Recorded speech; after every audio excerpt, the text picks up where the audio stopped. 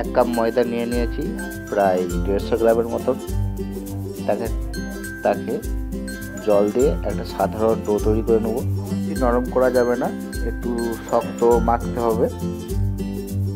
মাখার পরে ঢেকে 15 মিনিট রেখে দেব।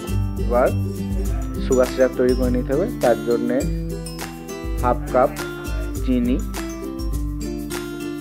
আর জল দিয়ে তৈরি করে নিতে হবে। সুগার সিরাপটাকে জাল দিয়ে একটু ঘন করে নিতে হবে। ঘন করলে এখানে খাজাটা খুব ভালো হয়।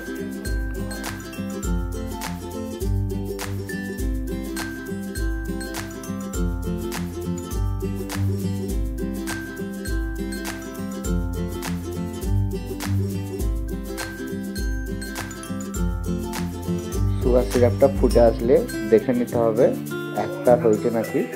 একটার হয়ে গেলেই ওটা নামিয়ে ঠান্ডা করতে দেব।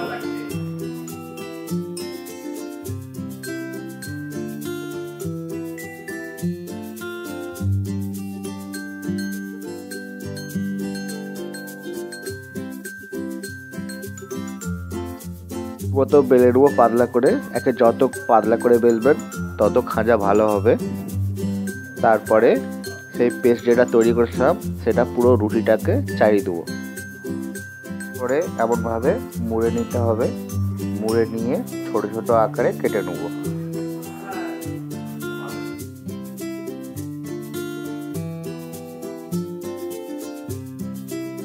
শেপটা আপনার উপরে নির্ভর, আপনি যেমন করতে পারবেন তেমন করবেন।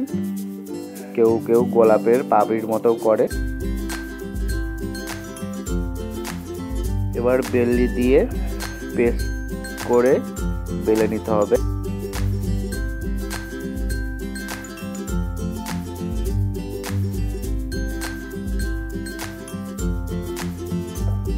গুজিয়াগুলোকে ভাজার পালা।